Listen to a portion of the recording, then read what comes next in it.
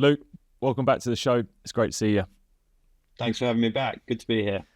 It was a long time ago. I think even the last time I did an episode with you, I was in Australia. So it has been, it's been wild. As you know, we'll get into the world of podcasting. Like when you put one out every week, and I've had a bit of a hiatus recently, just had some time off. But when you put one out every week, I mean, everyone says it, time flies, but like when you do a podcast, time really passes quickly. Well, mate, when you first contacted me again, I still thought you were in Australia. So that's yeah, you did actually. Yeah, that just shows how quickly it's all flown by. I was like, okay, we need to make the time difference work here, and then you're like, no, I'm back in the UK. I was like, oh, right, great. yeah, but yeah, how's the summer been for you? I want to actually talk about the summer of cricket because I haven't had anyone to talk to it about. And but how's the summer been for you? But summer was brilliant. I loved it. From on a personal level, I had some really great time with the family. The cricket was, it's hard to describe actually the summer of cricket. Both both the men and women, it was phenomenal. But the men's Ashes, it was just insane. I mean, it's like a sensory overload. But especially, I have to say, I think for all fans, but for people maybe like you and me, it's definitely someone as old as me, it like literally attacked every sense I had of what was right and wrong in cricket. And I was in various different WhatsApp groups with mates who are like, oh, this is great. And I'm like, no, this is insane. You can't do this. And then it's like, no, this is great. And it was just, mad summer. Enjoyed it though. I think it was like a movie. And we were, one moment I thought, so for people that are listening that don't know cricket, don't know what we're talking about the Ashes that happened this year between England and Australia, and it was definitely revved up as one of the biggest series I'd ever seen. 2005 was probably revved up after the series, like it was about that unfolding and that what happened in that series, and we winning the Ashes in 2005, and then all the team there have gained such notoriety because of the stories that came from it. Whereas this one was more ramped up pre Ashes. One, because of the social media. I think the social media effect was wild. The amount of insight you got, Bazball playing a role in it, the style of cricket that England are playing, the Australians being strong and want to contest against that, believing old traditional ways can win as well, and then the actual games being, every game being a blockbuster, every session being a blockbuster, and it was just like a film. And I was exhausted after, but in a good way. Totally. I had a friend of mine who said, can you describe Bazball? So, Bazball, for people who don't understand cricket, is essentially a style of cricket that the current England team and their coach is Brendan McCullum, who's nicknamed Baz, and hence where Bazball comes from. It's a style of play. And I had a mate who said, how would you describe this if it was football terms? How would you put that into... And I was like, that is a great question. And I'm going to go with, it's a little bit like playing 11 attackers and no goalkeeper. It's just that level of kind of, they are pushing the boundaries, or not just pushing, they've stepped over the boundaries of what is deemed sensible. I don't even know, it's not even remotely sensible, but cricket is such a statistics data-based game, isn't it? Like a baseball. And so everyone, unconsciously or consciously, is driven by percentage, isn't it, of risk and chance. And literally, they just blew that out the window and just did things which should make no sense. And suddenly, it did seem to make sense. I think the beautiful thing about it, though, was that Australia's way also worked, and that they started to, they pushed back and they said, look, you can play one way, but we're going to play our way, and we still believe this is going to win. And if I'm honest, I think that whole series was a great learner for the squad. If you look from outside and you put your professional cricketer's hat on, you can say that was a great learner. They'd made some mistakes in the first couple of games and probably were too aggressive in some moments, but it was a great way of showing one, adaptation, being able to adapt your game, having that adaptation, but then also that any sport, just don't talk about cricket, that it can be played in multiple different ways and you still get the same outcome success. I mean, their point in Bazball is that we're trying to put bums on seats, which I actually love. I love the idea of them trying to actively go out and entertain, because there's people they misinterpret the sports industry, that it's a sports industry. It's an entertainment industry. It's all about eyes, right? Yeah, it is. I mean, it is amazing that. But I think there's also it's a tactic. It's a mentality. They pick players who will fit for that mentality, and players who don't, aren't in the side. And there's definitely, I think of that declaration that Ben Stokes made in the first Test match, which essentially made zero sense. There was nothing that would justify what he was doing. This tactical decision he made, and that I feel like wrestled with that, just going, that was wrong. They lost that game, and that was a massive mistake. And my old school kind of thinking was coming back into it. But my mates from cricket fans, or not even from, they loved it, and we were talking about it all the time. And yes, it was entertaining them, but I think it was also a message from Ben Stokes to the opposition, saying, this is what we're going to do. We're just going to keep coming at you in the most aggressive way, and we're not going to stop. And you're going to have to put up with this or not. And that's why then the series became so enthralling, because it was like, England being a boxer just throwing punches, and Australia being that little bit more, I don't know, not careful, but a little bit more tactical, I guess. And then in the end, they drew, and it was amazing. But it was like this tug of war of aggression in defence and aggression in defence. And I think that it just made fascinating watching. It's almost the sad thing is that we're going to have to wait so long, well, in our eyes, so long for the return fixture back in Australia, because I think the group they've got now, obviously there's a lot of them playing in the World Cup, but you just want to see them in Australian conditions and what they can do there, and give them the freedom of the ball not moving around that much, and it just being probably one of the first times that an England team would go over there and feel probably very strong in the batting unit. The batting unit being the one that probably there's a bit of a, I guess, changing of the guard with the bowling unit, and then being probably the box seat in the squad, just with the sheer stack of players they've got and the way they play and the ability. And Stokes, how long he's going to play for. They've just released these central contracts, and he's only taken 1 year. What did you make of the central contracts that just got released recently? The first time, for people listening, it's the first time they've released multi-year contracts in cricket, where the England players can be on a more than 1 year contract.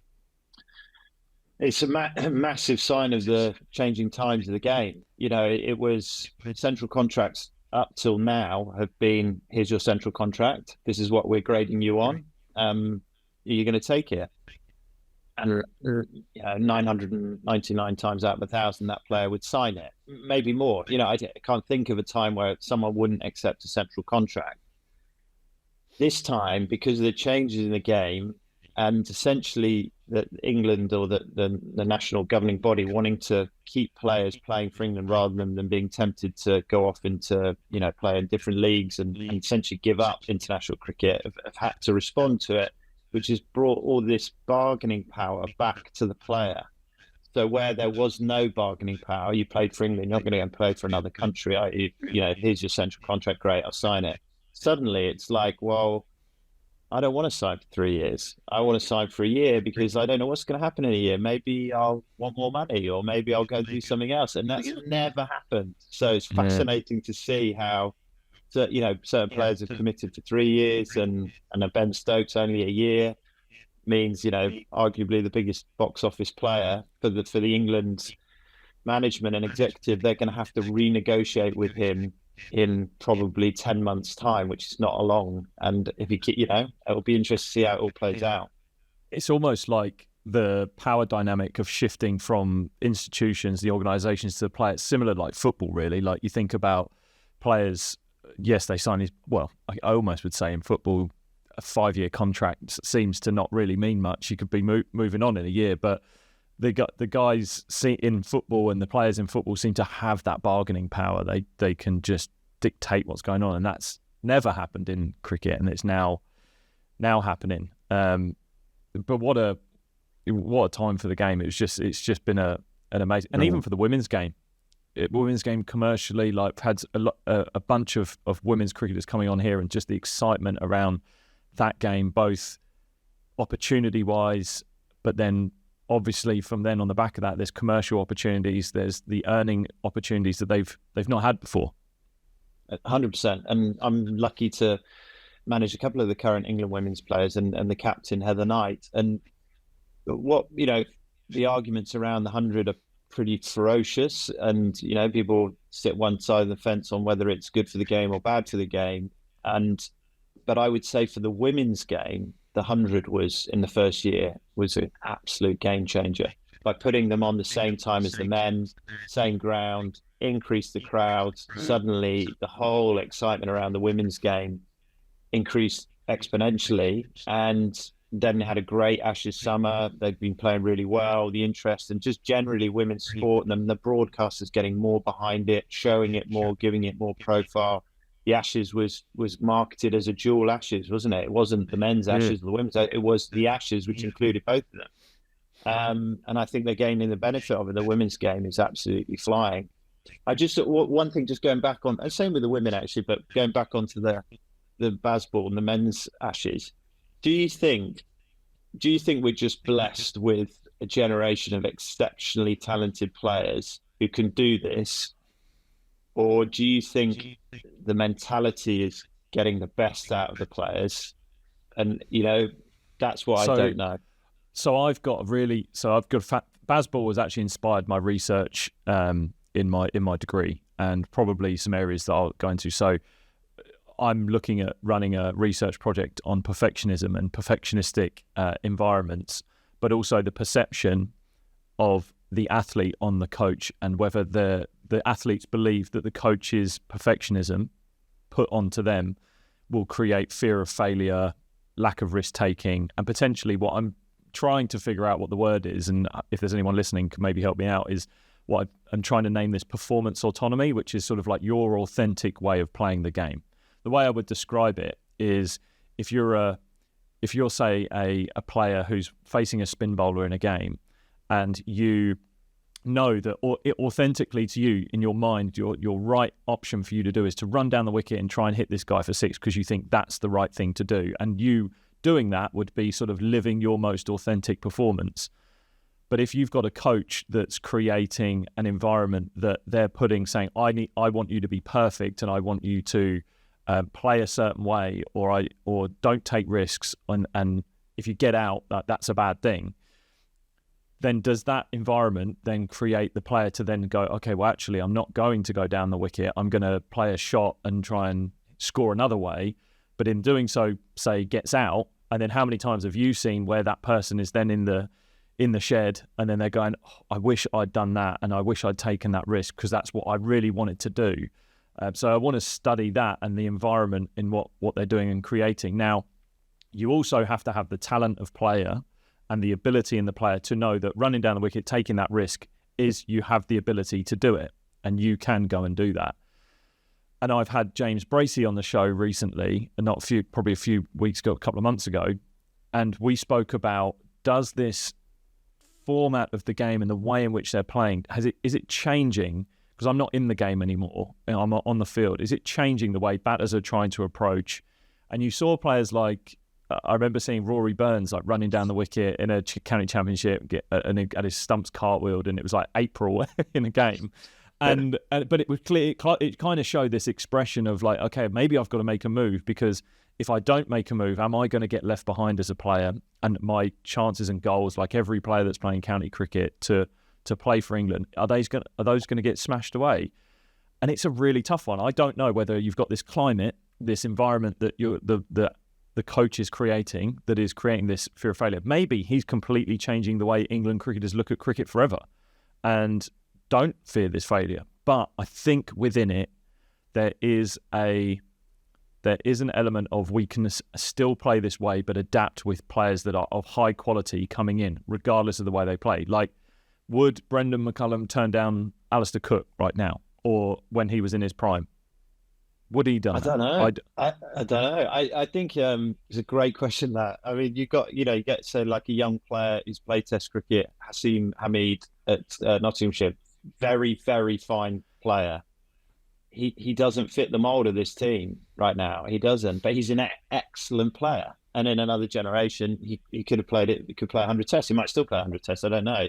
But he doesn't fit. I also wonder whether Bazball is a perfect storm of coach and captain.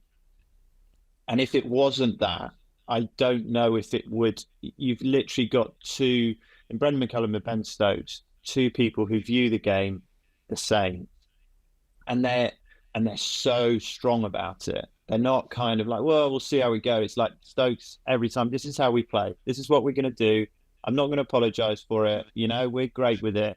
And his coach backs him up 100%. And then Stokes goes out there and plays in that way. And he almost spent 12 months with the bat showing it, didn't he? Where it wasn't actually really clicking for him, where he was playing crazy shots, almost showing, listen, don't be fearful. It's okay. We've got this.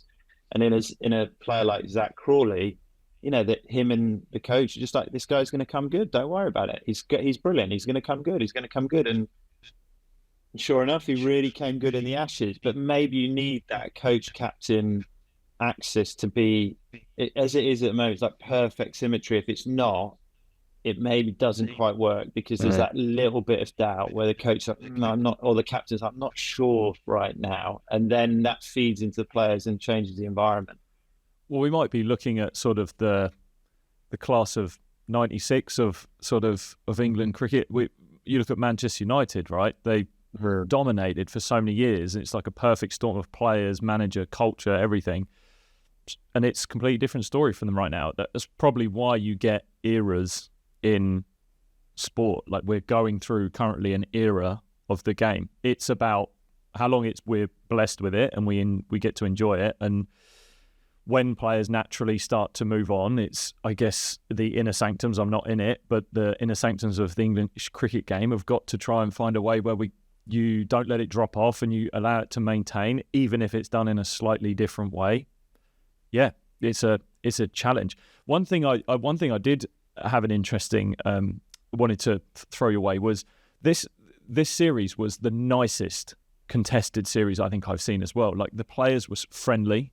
You look at previous, or it was in my eyes nicest. You just saw that there was joking, there was laughing, there was guys that were pally. Obviously, franchise cricket and playing in teams around the world plays a role in that. Where do you stand on playing the game hard on the field and it being almost too nice, and there not being enough competition, and also not allowing that competition to roll over into ruthlessness, aggression, and yeah, I'll probably get onto sledging in a minute as well.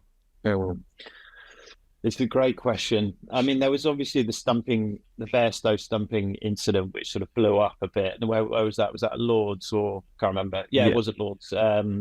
That obviously kind of made things a bit lively, but yeah, I struggled watching it a little bit, and I totally accept that this could be my own shortcomings. Like, I'm not sitting here going, it's not right. I'm just saying it honestly as a player who played, for nearly 20 years in the pro game, watching players be that pally with each other before a contest. It didn't sit well with me. And do you know what? I was talking to my son's a really good hockey player, and we were talking about it yesterday, about different things going on the field, and how to handle himself. He's only 14. He's playing men's hockey, and how to handle himself physically and mentally. And I was like, well, sometimes you need to just drop a shoulder, or just let them know you're there, or that kind of thing. And I could hear myself going into that place, and I don't know. I feel. Maybe I need to be re-educated on it, and I, like I said, it might be my own shortcomings, but I feel like you bring an energy to a competition. That energy doesn't go with you everywhere. I'm a puppy dog with my kids and away from a competition environment. I really am. I'm the biggest pushover of all time. But when I come to fight or compete, I bring an energy, and that energy. I need that contest. I don't even think I would react well to it being too pally-pally. I think I'd find it a bit destabilizing. And so when I watch it, I couldn't get my head around it. But they play unbelievable cricket, and England should have won the series really in the end. And it was probably a nice result for it to be a draw. But I don't know. There was a bit of me going, I'd just like to see a bit more dog in it, if that's the right phrase.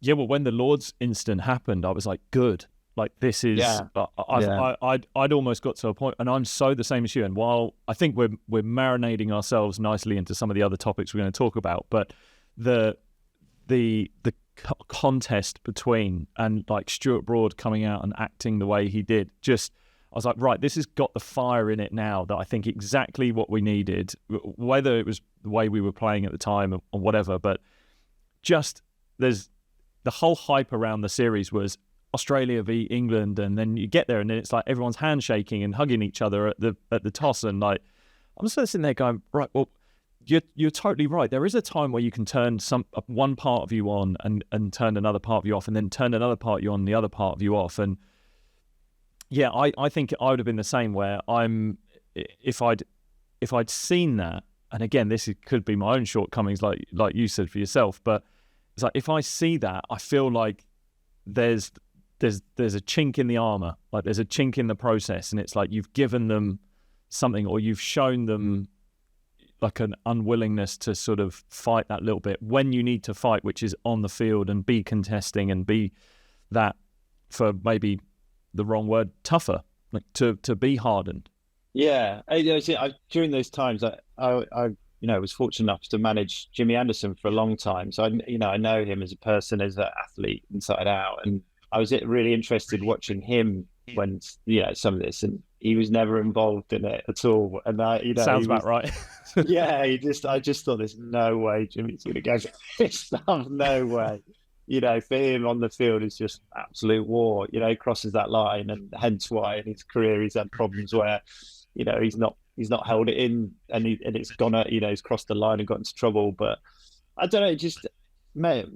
It doesn't feel right to me. It's like, I know it's cricket and it's a gentleman's game, and there's people who are not used to the game would look at it and see it as being quite ceremonial and very gentle, and teas and all that kind of stuff. But I don't think in Test cricket or in high level cricket, there's a sport which examines you for as long on a real mental level. Like mentally, it's just, we played first Test cricket, it's 4 days, Test cricket is 5 days. It's literally examining you mentally that whole time. And that's why it's exhausting, because it's just going, have you got it? Can you handle this? Can you handle it? It's that pressure cooker of it's pressing. And the best are the ones who just outlive that pressure. They're just like, yeah, I can do this for 10 days, let alone 5 days.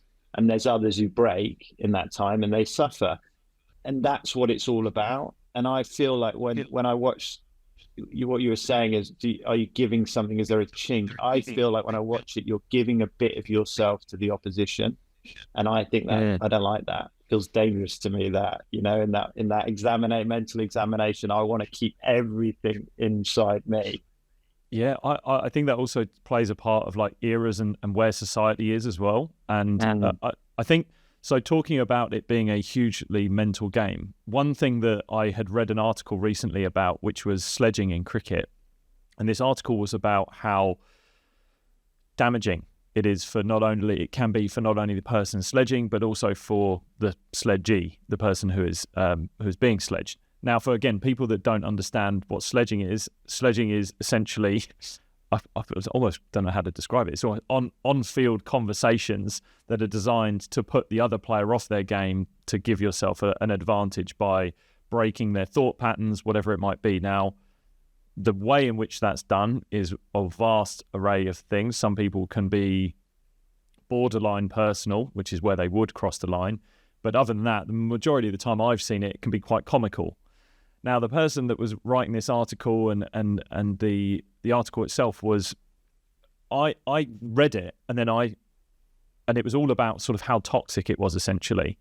And I then text a range of different people who were professional cricketers. And I was like, what's your view on sledging being in the game? Do you think it's a good thing for you? Do you think it's a bad thing for the game? And all of them unanimously came back and said, we don't care. We think it's good. We think it actually tests your resolve, and it's up to you to deal with it to the best of your ability. It's actually almost like a metaphor for life, really. Like, can you deal with people saying nasty things to you?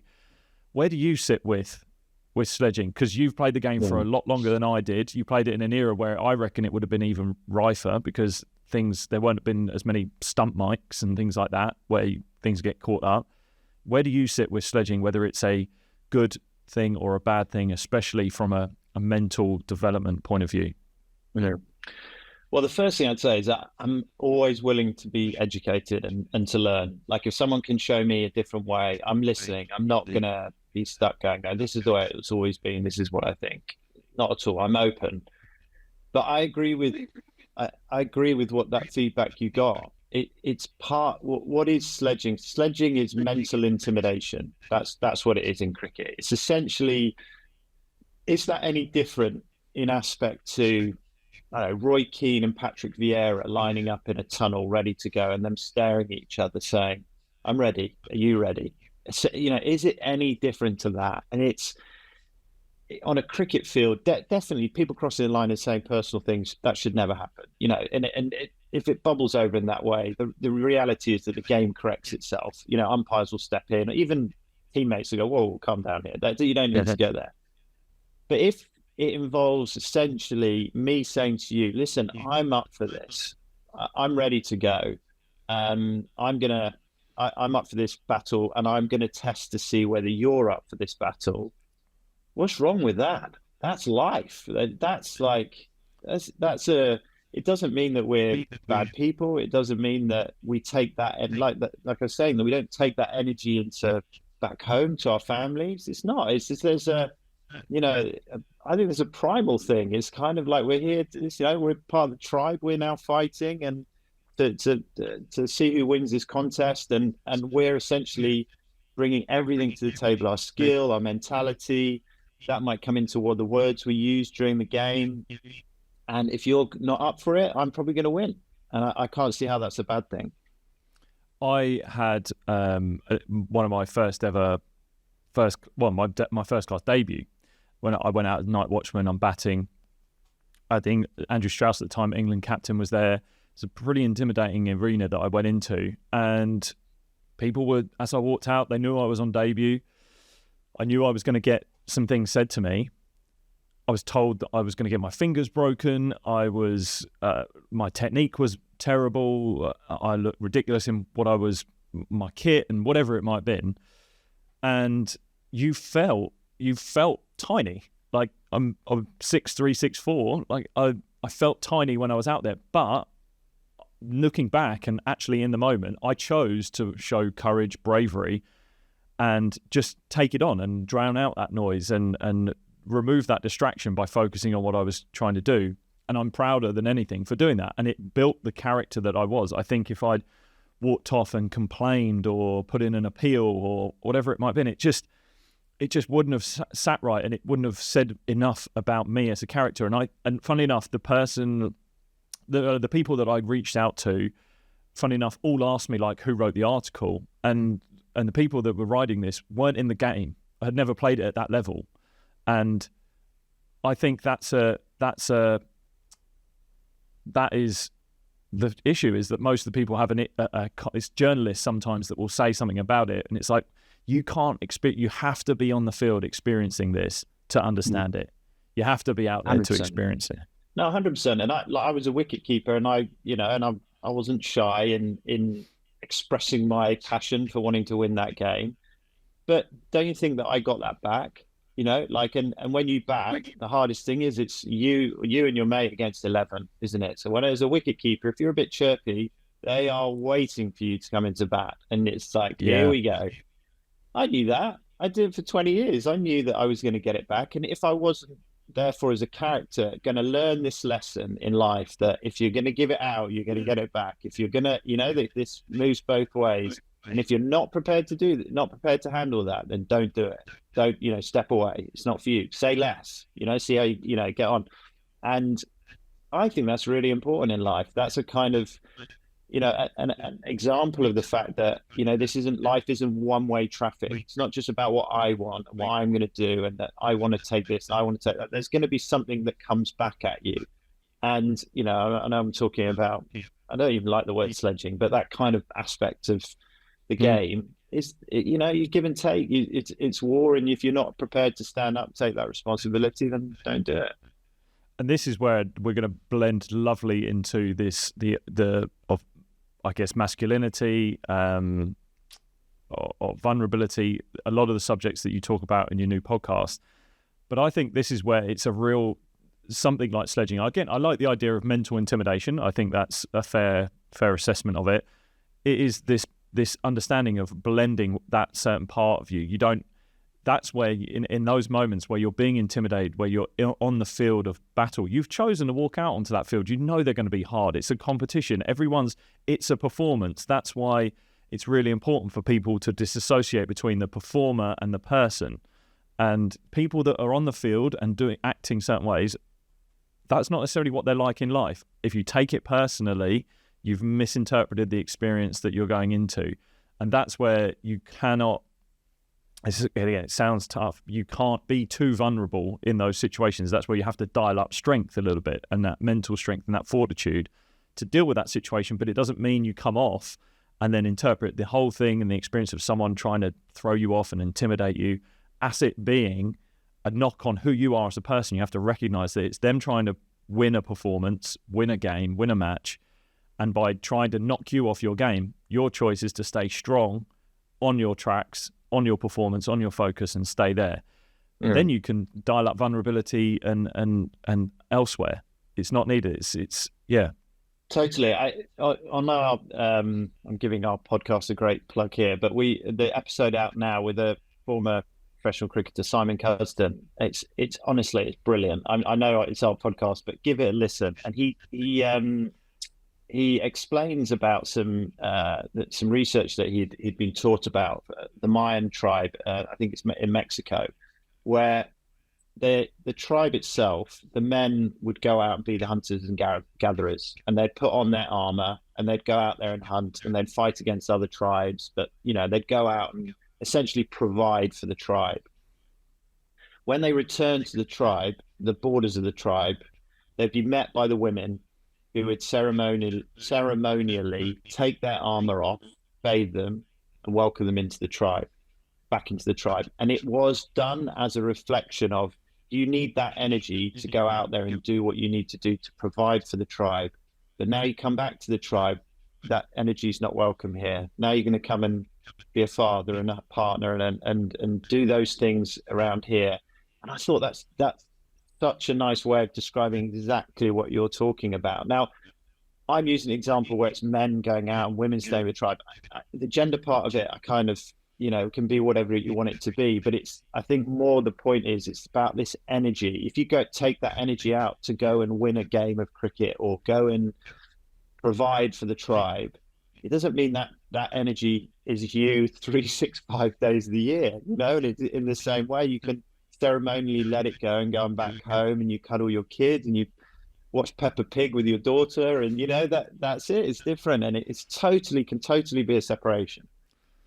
Yeah, I love that. So let's get into it. You're in the world of podcasting, understanding men. Yeah, you've dived into the depths of the audio recording and the video recordings. And why did you want to do that? Why did you want to start the podcast and especially name it Understanding Men and the topic that it's all on? So it comes from a few different influences. I've got 3 sons, 2 stepsons and my son. And my son is 14, and also he's a twin, a daughter who's 14. But it started because I think particularly for my son and my 2 stepsons who are younger, I just became very aware of the influences floating around their worlds. And they've grown up in a generation of social media and what that kind of looked like. And I also started to see a few young men within my family or network, and them kind of moving from being teenager to being a young man, and honestly sensing almost a bit of anger around them, around where they fitted in society.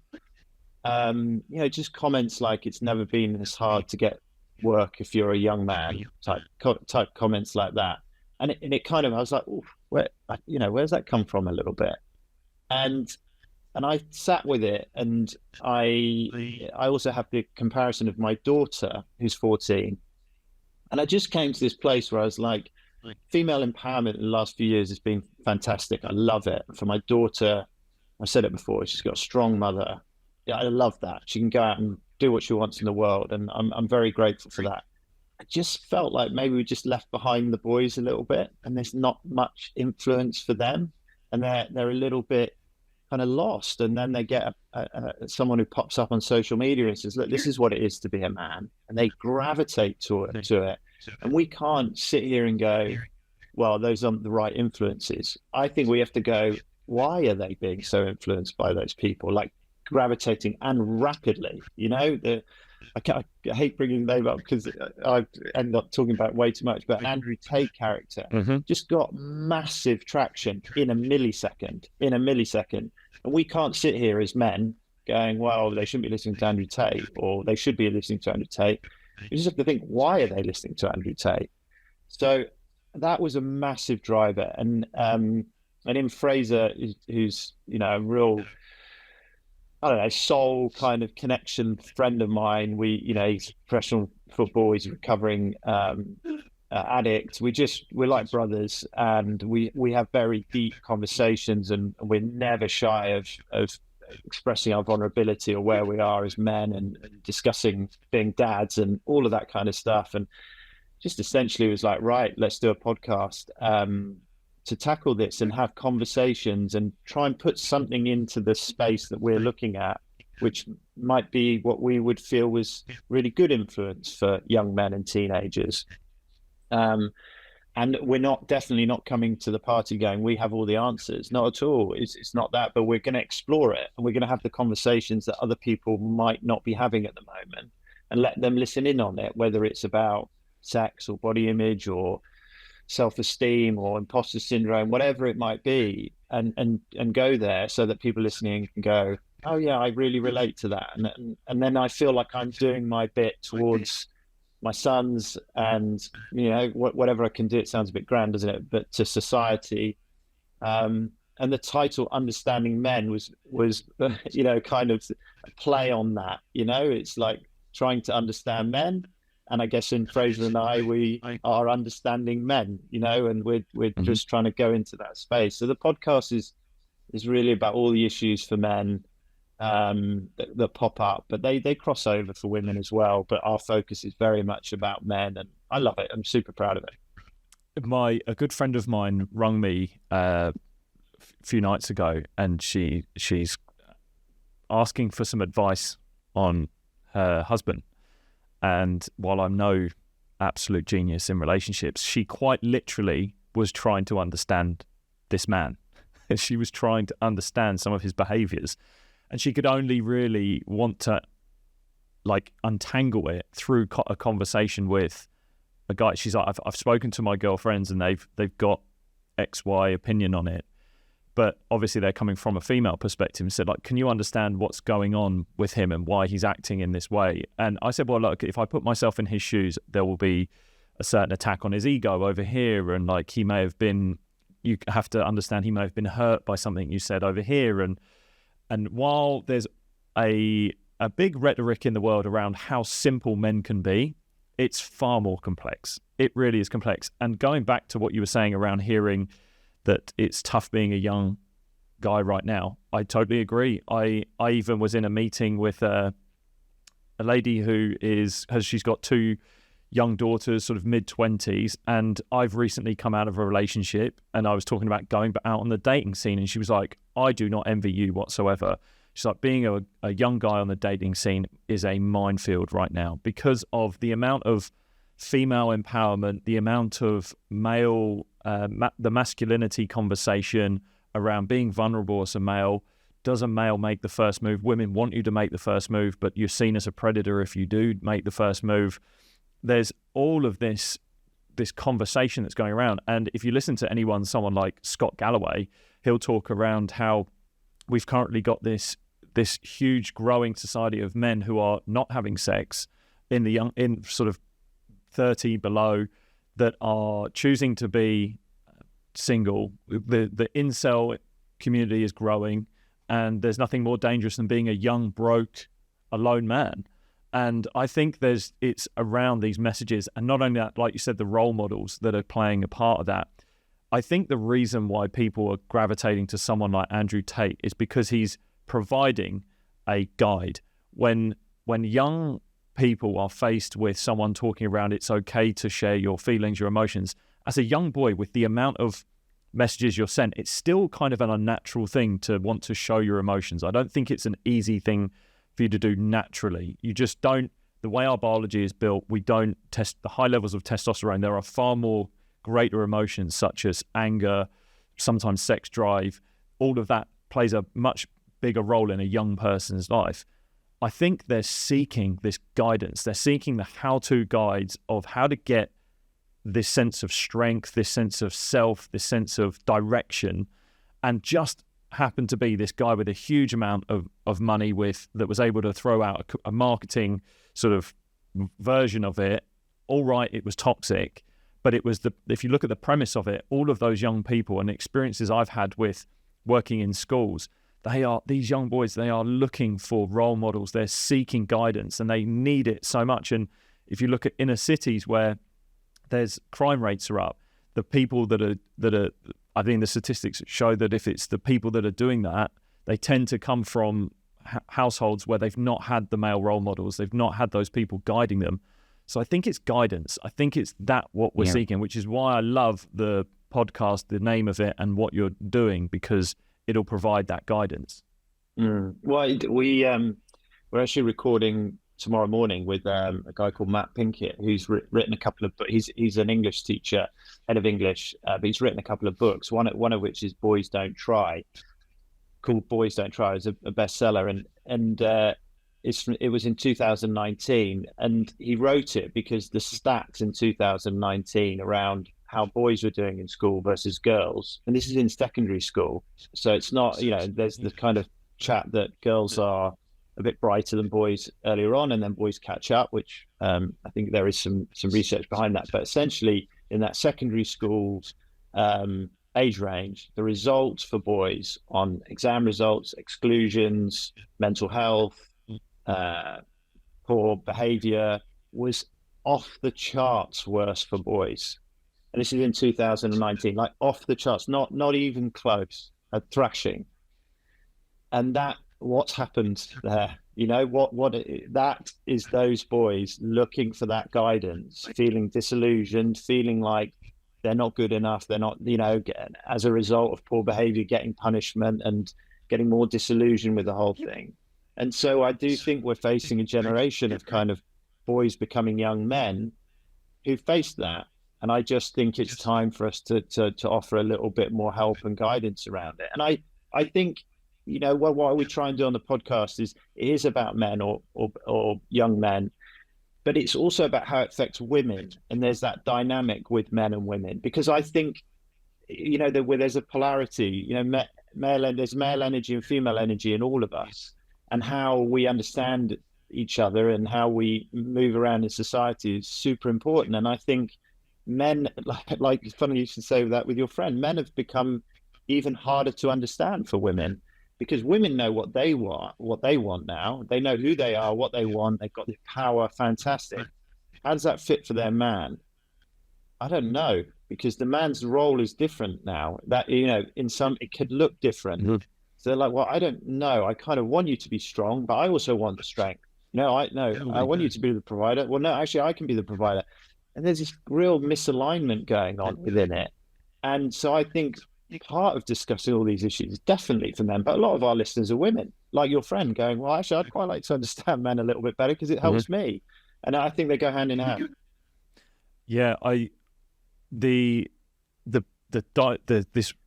paradox that some young men find themselves in between trying to show vulnerability, trying to be strong. And I genuinely believe the vulnerability conversation has had it's a huge uptick. It's a massive conversation, but I think it has left strength, which is a natural feeling for a young man to want to feel. They want to feel strong, capable in themselves. And it's understanding when to bring that vulnerability on, when to bring it out. And I found this quote by Brené Brown, which is, vulnerability is not winning or losing. It's having the courage to show up and be seen when we have no control over the outcome. Vulnerability is not weakness. It's our greatest measure of courage. I love the fact that she used courage, because I find in my work, especially, when you say the word bravery and courage blended with the word vulnerability, it's the words that really matter. There's a different reaction. Whereas if you just go, it's okay to be vulnerable, they go, yeah, but what the hell does that mean? Like, what does that really mean for me? And how do I show it? What does it mean about me as a character? If I am vulnerable, am I now squashing myself? Am I opening myself up to the sort of fleshy inside that could get really damaged? It's a tough one, but I think it's really important how it's framed. And I'm interested to hear from you what vulnerability would mean to you. Yeah. So I love that quote, by the way. So here's the thing for me. I realized that I love providing for my family. I know it sounds a really obvious thing, but I really love it. I love knowing, and I'm twice married from divorced marriage, so I'm supporting. There's a wide network, and I love feeling like I'm supporting everybody. I really do. I'm not saying it from an ego point of view. I'm not saying it from I'm the big I am. I don't tell people about this, other than I have on this podcast, but it's not something I go around shouting about. But I know deep in me there's a feeling of this feels good for me, right? And I found that in where we've moved in the discussion around this sort of thing is I wasn't sure if I was allowed to say that out loud, or that would be like, oh well, that's it's a little bit sexist, you shouldn't, women can do that as well. And just the pause on being able to say that is not healthy. The fact is that me feeling that doesn't mean that a woman can't do that. It doesn't mean that I would be delighted for a woman. I'm just saying it for me. And I think for the discussion around male vulnerability and where they fit, I think that's got muddled a little bit. And men going, well, I'm better showing vulnerability and not showing the strength of this maybe more primal feeling that I have, maybe, because that's what women want from me. That's what society want from me. So therefore, vulnerability equals weakness, because that's what people want from me. They don't want me to be, right, listen, I'm going to provide for the family. I'm going to be the leader in this family, because that's frowned upon. And there's become a misalignment. But if anyone knows anything about me and my story and what I share a ton of vulnerability. I'm a recovering alcoholic. I've shared my story of how I've dealt with it. I have no issue in doing that, because I feel confident about who I am, and it fits alongside wanting to be a strong man within my family and my network. And they can sit side by side, but I think they haven't. I think they've got detached, and suddenly vulnerability is a young man might think, well, that's what I'm meant to show, and that's meant to be weak, and that's where I fit, not realizing that it can all come together. I think only because the vulnerability conversation has taken a huge front seat for a little while. Well, I'd say long while, not sure, but I think you're right. There is a lot more of a softer approach from young men as well, as general.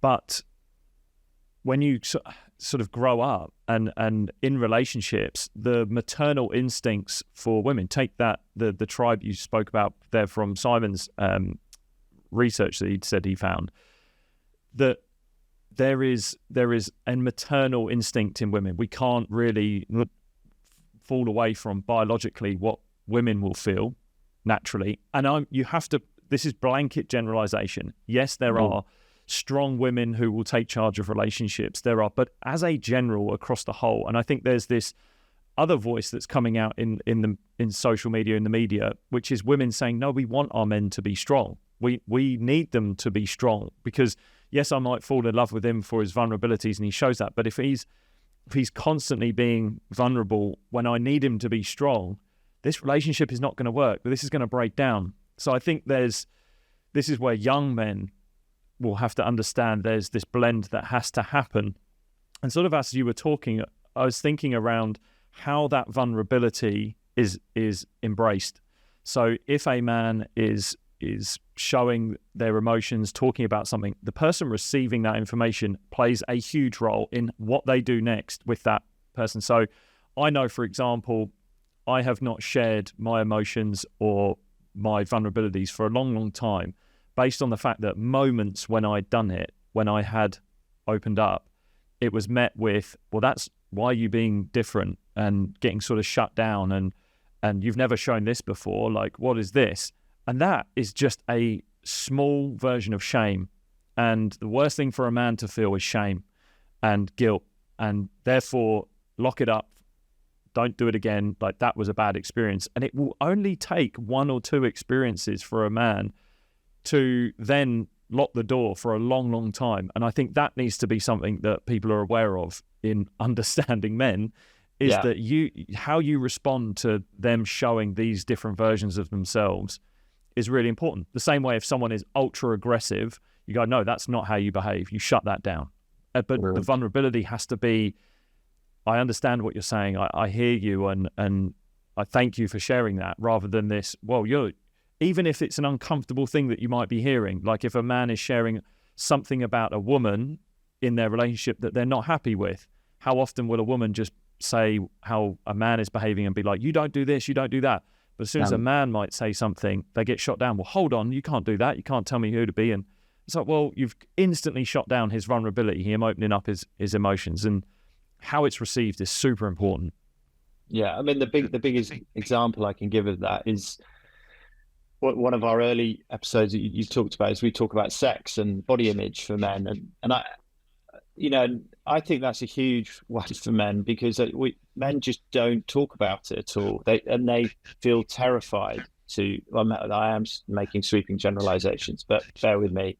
I think a lot of men feel terrified to bring up the fact that they feel nervous about sex, or they're nervous about their bodies, or whatever it might be, and that conversation between a man and a woman, and in this case we're talking about heterosexual relationship, how that's received, that vulnerability, and plays from there, exactly like you say, is crucial. Because a man opening up to that, saying, I don't know what you want, or I don't feel very confident in the bedroom, or whatever it might be, it's such an important moment, and it means that they can share that vulnerability, come away, man can grow and be strong, and then be more confident.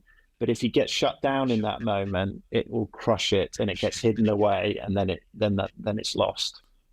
That episode that you're talking around, you yourself and Fraser spoke really well around what sport, the sort of roles that sport and the environments there play. And yeah, look, I'm 33, but when I went into the sport, I sort of came in with this changing of the guard from the old guard of cricket, and so I would say the old, less. It's a much more high performance environment now. Like it's, I mean, when I was coming in, it was pints and cigarettes and a lot of that going on. But then it blended into this high performance, your protein shakes, your S&C and things like that was really taking the front. But you spoke about going out and the sort of infidelity, the cheating environment, and man, that was the thing. Like it was almost like this, not rite of passage. It was sort of this acceptance of, this is what we do and this is how it is. And just looking back at some of the behaviors of how I was as a young man when I got into relationships, like how I acted, because I was sort of learning this off the environment I was in. I spoke with Tom Mitchell on the podcast about how sporting environments can squash your real version of you, or mold you into a version of you that you don't necessarily want to be. That's what happened to me. And I don't say that with any kind of anger or resentment at all, but around intimate relationships, it affected me massively. Just being in that environment, I was in the old school environment where, you know, being faithful was just not a thing, and it's like, the thing is, as I say it, I'm always feel uncomfortable because I know that, I'm like, oh God, who would be listening to this from my car, from old players that I played with, but I'm not pinning it on anyone or any team or anything like that, but it was the way it was. And if someone at that point, what's the alternative rather than putting your arm around a 18-year-old kid saying, listen, we're not, just to let you know, in this team, we're not faithful here. This is what we do. Or you put an arm around a kid and say, listen, in this team, we treat women with respect and we're respectful to our partners and what goes on. And let's behave with that grace and class around that. That would be the difference. And I think that has a huge impact for men going through sporting teams, whether professional or non-professional, but just those sorts of environments and the influence they get. As a father yourself, how do you go about, or what are you hoping to try and instill into your young men that is this blend of strength and vulnerability? How do you see yourself going about it? Well, I think the most important thing is I can say whatever I say, they're going to watch my actions, and I'm going to live and die by my actions and my integrity always. And that is, I can't even, to say it's important doesn't place enough importance on it for me. It is my life. Am I showing up every day for my family? And I mean that properly. Am I there going, what can I do to help? How can I be a leader, be of service, be a provider, be a strong person within the family? And if I'm doing that every day, then my son and my stepsons are going to go, okay, that's what a man might look like in my eyes, and they're going to get that influence rather than me saying anything, any words. That's going to be more powerful. But part of the reason of doing the podcast is a bit of showing vulnerability to them as well. So I can be that person. I can be that really strong person in their life, and they can hear me talking about vulnerability and go, I can see both there. That's okay. If they're not separate. They're both. It can be a very strong man in the sense of provider, leader, whatever you want to call it, and also have a softer side, a vulnerability side, and they can see that blend. But I have to live it. That's the biggest influence for all of us. You'll be a father one day, I'm sure, and you have to live it. You have to live that and be that person 24/7. And if there's a sniff of you not living your words, you know what it's like. People have gone. Whether they're your sons or people around you, they're like, well, you don't live that. It's just words, and they're gone. Yeah, I just think there's this rebrand of vulnerability that kind of needs to happen for young men. And I think strength needs to play a part in it, like real strength, like not just the strength of showing vulnerability, but the strength of your character. I'm always reminded by Peterson's quote of, you should be a monster, but learn to control it. And I think that is the real strength that comes from a man, is being able to control the full range of experience that you're having and knowing when to show up in the right way. Again, the quote of, it's better to be a warrior in a garden than a gardener in a war. But you can be both the gardener and the warrior. It's just knowing when to show up that version of yourself at the right time. But like what we've spoken of today, the environment that you're in and the people that are receiving that person who is showing that vulnerability, showing that strength, plays a huge role in how that person then gets molded moving forward. Yeah, totally. Look, mate, I'm very conscious of time and I've taken up enough of it. This conversation with you, I could go on. I think you've got this great outlook, and the Understanding Men podcast is out there, and you're churning out some episodes, which is great. Where can people follow along with what you're doing? Oh God, now I noticed I'm going to show my technical lack of knowledge everywhere. Essentially, we have producer Lucy who sorts this all out. But yeah, it's available everywhere, Apple, Spotify. If you just if you're on any sort of social media, Instagram, just have a look for Understanding Men Pod and you'll find us, and there's the link there and you can go. And please, for guys particularly, we do want to talk about what they want us to talk about. And so a lot of the episodes have been driven by people sending us messages saying, could you talk about this? And I'd love that. So if there's someone listening and goes, I'd love to hear a podcast on this is important to me, find us, drop us a message privately, and we will 100% listen. Awesome. Is there anything before we sort of wrap up that you feel is an important message for people to hear, or maybe even something that's inspiring you at the moment that you would navigate people towards? Oh, good question. I'm just grateful that these conversations are happening at the moment. I think, it's great. I feel proud of our podcast, but I feel really, and I feel well nourished the fact that you and I have had this conversation, and I don't know exactly where you sat with these things. And, for us to be able to talk open and honestly about this, it's really important at the moment, because if there's not enough space taken up with these conversations around, in inverted commas, what it is to be a man and where masculinity falls, if we don't do it, the vacuum just continues to exist and then we get problems. So I'm just really grateful that we're doing this.